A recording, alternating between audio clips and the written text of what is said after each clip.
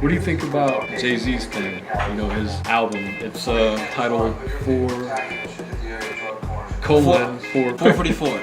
I didn't know how to say it. It's confusing because I haven't been keeping up on interviews and stuff leading up to this, advertisements. I don't know how people were saying the name of the album. You know, was it 4:44 or 4:44? I'm just gonna say 4:44 because it looks like a time to me. And from what I read, it's something about at 4:44 a.m. or something. He woke up randomly or decided this was gonna be the album. I don't know. I read that. You read stuff and you just don't know if that's legit or not. But just going back to the name of the album, I'm not gonna say the name is the name until I hear it come out of the horse's mouth.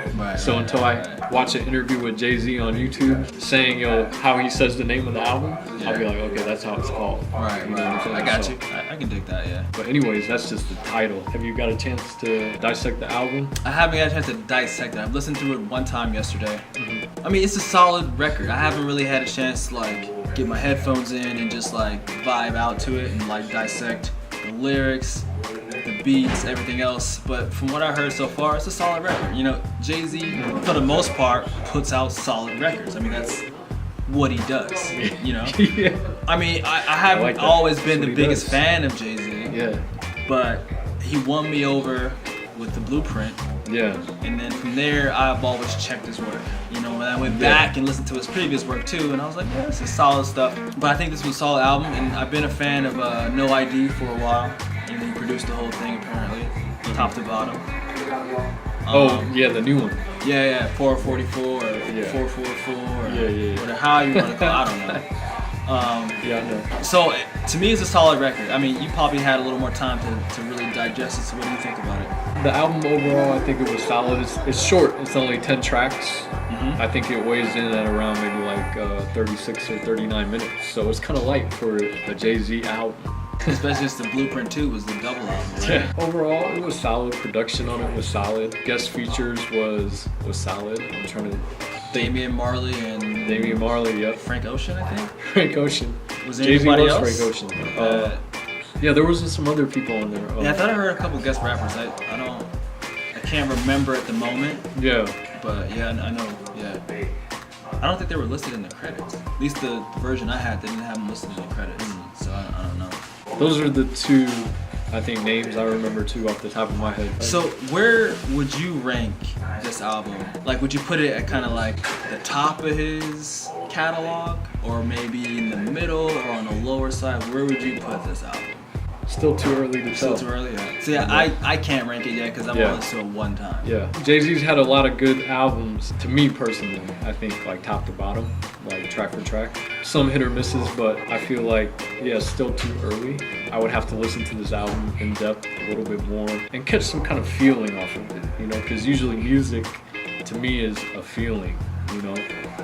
Songs stick with your body more, or your mind more, I should say, the more you get feelings and vibes off of the sounds and lyrics that you're hearing. You know, if it touches you somehow, then I feel like that music sticks with you longer. So I would have to catch some kind of vibe and be like, I was cruising down the street and I was listening to this album and this song was on and it made me feel a certain way. Yeah, you equate certain songs with certain situations in your life, and it makes it it's a soundtrack to your life at that point, you know? Yeah. Certain things happen, you're just like, man, I'm vibing off this song, I feel what is happening in the song because it's happening to me in life, or whatever situation it is. Yeah, I totally dig that. With some of Jay-Z's albums, I've had good memories off of them, especially the Blueprint when I was in high school. I think it was my senior year in high school, and I remember riding around with my buddy, you know, and we would always be listening to that album, Blueprint, you know. So certain memories like that, moments in your life, they stick with you, and that's why I think people tend to rank albums off of that, the feeling that it gave them, you know. So that's why music is such a beautiful thing, because it's so subjective. You had a feeling off of this song, and I listened to it and I was like, I never had any feelings or mental ties to that song. It's how can he say it's better? And I'm like, that's where music and ranking of music, it's kind of.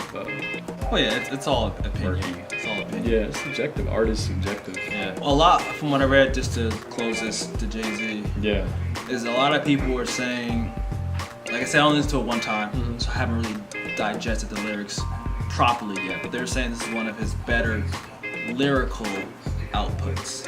Lyrical outputs? Like he was really trying to drop some knowledge in these records. Yeah, so definitely. I really got to sit down and really just listen and digest and focus in on what he's saying. You know, I'll take the time to do that. Maybe we'll have another discussion about it later, so we can really get into the nitty gritty of what songs did this, what songs were paced well, what songs were just epic or whatever. You know, and we can get into that at a later date for sure. Most definitely.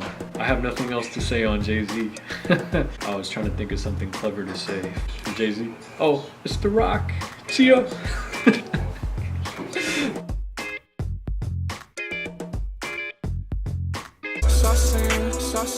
Saucing on you.